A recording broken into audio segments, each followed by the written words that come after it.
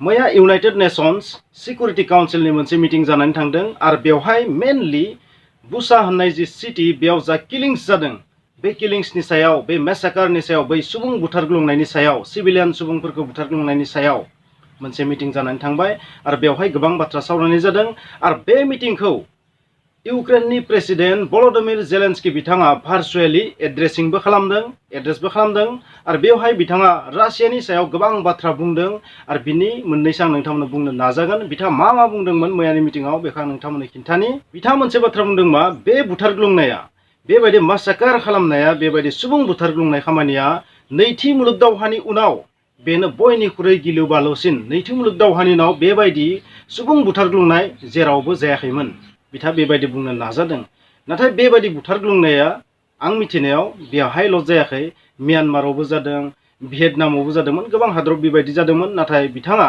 मोनसे पलिटिकेल लाइनावबो लांदों आरो आंबो बुंगोन बे मोनसे सुबुं बुथारग्लुंनाय खामानिबो बेबायदि सुबुं बुथारग्लुंनाय खामानिया थारैनो कुनु पयधे सापर्ट खालामथाव नङा बे थारैनो बे मोनसे मासाकार बे मोनसे गिलु बालु मोनसे अत्याचार खालामनानै बुथारग्लुंनाय खामानि बेवहाय दायनिगिरिया सोर बेखौ जों नागिरा नाथाय जायनो मावा मानो बे जोबोर गिदिर मोनसे सुबुं बुथारग्लुंनाय खामानि बेयो सुबुंनि जारिमिनाव हिउमेनिटिनि जि जारिमिन हिउमेनिटिखौ जों नायोबा बे जोबोर गिदिर मोनसे दुखुनांथाव जाथाय दिनैसिमहालागै डेड बडिनि अनजिमाया बांलांगासिनो थादों साननै सिगां 45-50बो नङामोन नाथाय लासै लासै बेखौ मोनलांगासिनो थादों आरो दा खमसे खम 400निबो बांसिन डेड बडि बेबायदि मोनदों होननानै मिथिनो मोनदों बे बाथ्राखौ बेसेबां सैथो दा बुंनो हानाय जायाखै बा बिनिख्रुइबो बांसिन जानो हागौ आरो मिथिनाय बादिब्ला बे बुचायाव बेबायदि वार क्राइम जानाया बांसिनै सेशन फर्सनि थाखाय जादों बेबायदि मिथिनो मोननाय जादों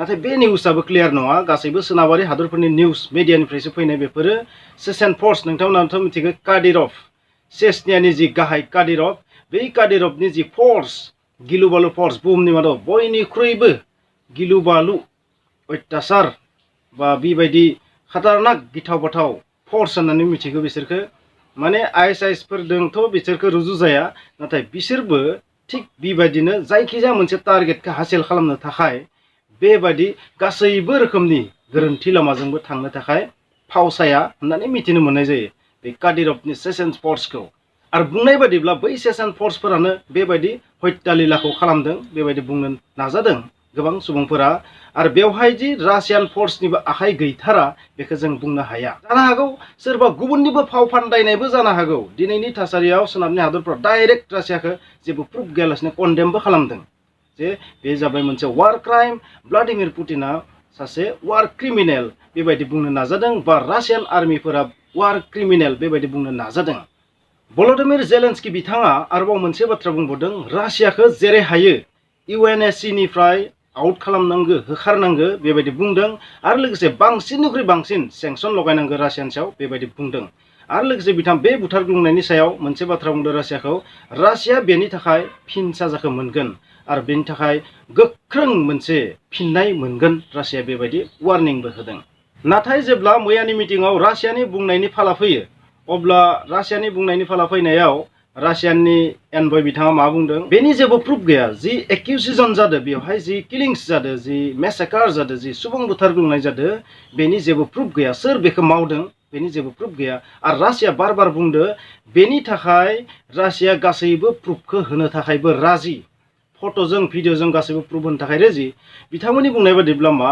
30 मार्च खालिनो रासियान फर्सफोरा बिनिफ्राय नागारनानै थांदों बुचायाव आरो बै समाव बै बुचा सिटिनि जि मेयर बिथाङाबो जेबो बेबायदि कमप्लेन होआखैमोन नाथाय बिथांमोना थांनायनि उनावसो बेबायदि माखासे कमप्लेना फैदों आरो बुंबावदों रासियानि आर्मिफोरा बुचानि जि सिभिलियानफोरखौ टाचबो खालामाखै जेबो खालामाखै बेबायदि बुंदों नाथाय इउक्रेनआ बुंनाय बादिब्ला मा नोंथांमोनाथ' थारैनो मिथिगौ भल'दिमिर जेलेन्स्की बिथाङा मैया मा बुंदों बिथाङा बुंनाय बादिब्ला रासियान फर्सफोरा मानसिफोरखौ आखाइ आथिङाव खाख्रबनानै खाफालाव गुलि गावदों सोरखौबा बिखायाव गुलि गावदों सोरखौबा जिनाहारि खालामनानै गोबां रोखोमनि अत्याचार खालामदों बुदों सोरबा साइकेल सालायलांबाय थानाय सुबुंखौनो गावख्लायदों माने जायखौ जेथिं नुदों लेफ्ट राइट दाय बाय जायखौ जि नुदों बेखौनो गावनानै गालांदों थांनाय समाव आरो बुंदों बे जाबाय रासियान आर्मिफोरनि मोनसे फ्रास्ट्रेसन जिहेतु बुचा सिटिखौ नागारनानै थांनांगौ जाबाय इउक्रेननि फर्सनि खाथियाव जेननानै बे सिटिखौ नागारनानै थांनो गोनां जानायाव फ्रास्ट्रेसनाव रासियान फर्सफोरा बेबायदि मावदों बेबायदि भल'दिमिर जेलेन्सकि बिथाङा इंगित होदों बुंनो नाजादों।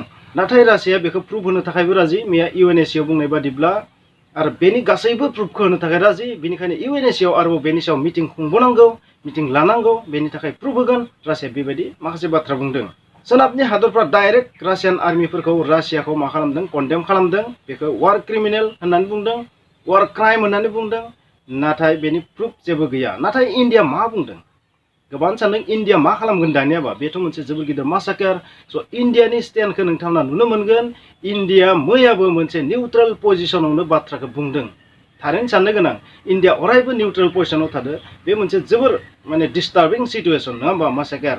आरो बेवहायबो इन्डिया खिन्थु मा निउट्रेल पजिशनखौनो लाखिदो। इन्डिया मैया मा बुंदो जे इन्डिया बुंदो मा जि बुचायाव जाबायदि सुबुं बुथारग्लुंनाय जादों बे मोनसे डिपलि डिस्टार्बिं होनना बुंदों। नोंथांमोना वर्डफोरखौ डिक्सनारियाव नायनानै सानना नाय डिपलि डिस्टार्बिं। आरो मोनसे बाथ्रा बुंबावदों मा आनइकुइभकेलि कन्डेम, माने स्पष्ट भाबै बेखौ कन्डेम खालामो होनना बुंदों इन्डिया। नाथाय मोनसे बाथ्रा नोंथांमोना गोसोबा नुगोन, नोंथांमोना जुदि भिडिअ क्लिप्सखौ नायबा नुगोन इन्डियाया कुनु हादरनि नाम लायाखै, रासियानिबो मुं लायाखै बा इउक्रेननिबो मुं लायाखै बा चेचेन फर्सनिबो मुं लायाखै, चेचेन फर्सनिबो मुं लायाखै, रासियान आर्मिनिबो मुं लायाखै, रासियानबो मुं लायाखै, इउक्रेननिबो मुं लायाखै, रावनिबो मुं लायाखै। रावनिबो मुं लायालासिनो मा स्पष्ट भाबै आनइकुइभकेलि कन्डेम खालामो बेबायदि बुंदों। स' जाबायदि वर्डखौ सिलेक्ट खालामदों इन्डियानि कनभय बिथाङा बे माने साननो गोनां। बेवहाय रावनिबो स्टेन्ड लायाखै, निउट्रेल पजिशनाव थादों। आरोबाव मोनसे बाथ्रा बुंदों इन्डिया मा बेवहाय इउनाइटेड नेसननिफ्राय इन्डिपेन्डेन्ट इनभेस्टिगेसन जानांगौ। इउक्रेननि इनभेस्टिगेसन, नेट' कान्ट्रिसफोरनि इनभेस्टिगेसन एबा रासियानि जा इनभेस्टिगेसन बा रासिया जा बुंदों, इउक्रेना जा बुंदों बा सोरबा जा बुंदों, नेट' कान्ट्रिसफोरा जा बुंदों बेखौ इन्डिया लुबैयाखै। माने इन्डिपेन्डेन्ट इनभेस्टिगेसन खालामबासो बेनि रियेलिटिया मोगथाङाव फैगोन बेबायदि बुंनो नाजादों। स' इन्डियानि जि माने पजिशन बियो माने निउट्रेल। थारैनो इन्डिया माने रावजोंबो लोगो जायाखै बेखौ फोरमायनो नाजादों। नोंथांमोना थारैनो मिथिनो मोनदों बेनिफ्राय।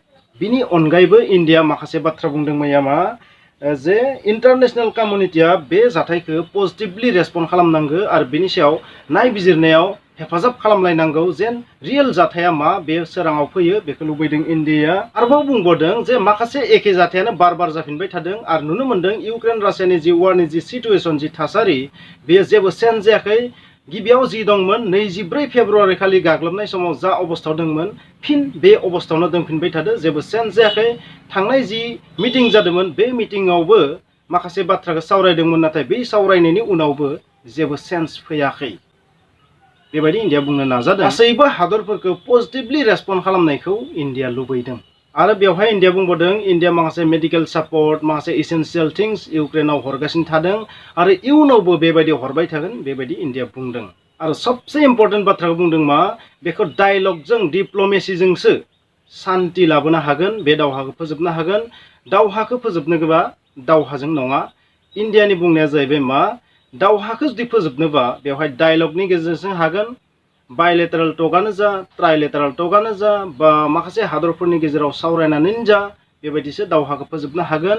डिप्ल'मेसिनि गेजेरजोंसो बे दावहाखौ फोजोबनो हागोन। माखासे सेंसन, बेन, हाथियार गथायनानै बे दावहाखौ फोजोबनो हाया। इउक्रेननो हाथियार होयै होयै बे दावहाखौ फोजोबनो हाया बेबायदि इन्डिया बुंनो नाजादों। आं बेबायदि सानो। स' नोंथांमोना मा सानो कमेन्टआव लिर। स' नोंथांमोना बे भिडिअनि गेजेरजों मिथिबाय जे इन्डिया मैया माबायदि निउट्रेल पजिशनाव गावखौ लाखिदों। आनइकुइभकेलि कन्डेम खालामदों इन्डिया, नाथाय रासियानिबो मुं लायाखै, सोरबा चेचेन फर्सनिबो मुं लायाखै, इउक्रेननिबो मुं लायाखै बा नेट' कान्ट्रिसफोरनिबो मुं लायाखै। नाथाय रासिया बुंबाय थादों मा बे जाहैबाय मा इउक्रेननि आर्मिफोरनिनो मोनसे कनस्पिरेसि फाव फान्दायनाय, गुबुन गुबुन जायगायाव थैनाय बडिफोरखौ लाना फैनानै बेवहाय माने बेबायदि गास्रावदों। आरो नोंथांमोना नुनो मोनदों 45 फुट गोलाव मोनसे माने कबरगा हाखर, बेयाव माखासे मानसिफोरखौ गारसोमना दोनदों। सोरनिबा आखाइ नुजानो थादों, सोरनिबा आथिं नुजानो थादों। नाथाय नोंथांमोना स्क्रिनाव दिन्थिनो हानाय नङा बेखौ। बेबायदि जि 45 फुट गोलाव बेखौ सेटेलाइटजोंबो नुनाय बाथ्रा बुंदों नङा होमबा। स' बे गासैबो सोनाबनि हादरफोरनिफ्राय फैनाय मोनसे निउस। थारैनो बेखौ रासियान मिडिया आरो रासियाया फाव फान्दायनाय होननासो बुंदों सोनाबनि हादरफोरनि, नाथाय सोरनिया रियेल बेखौ जों बुंनो हाया।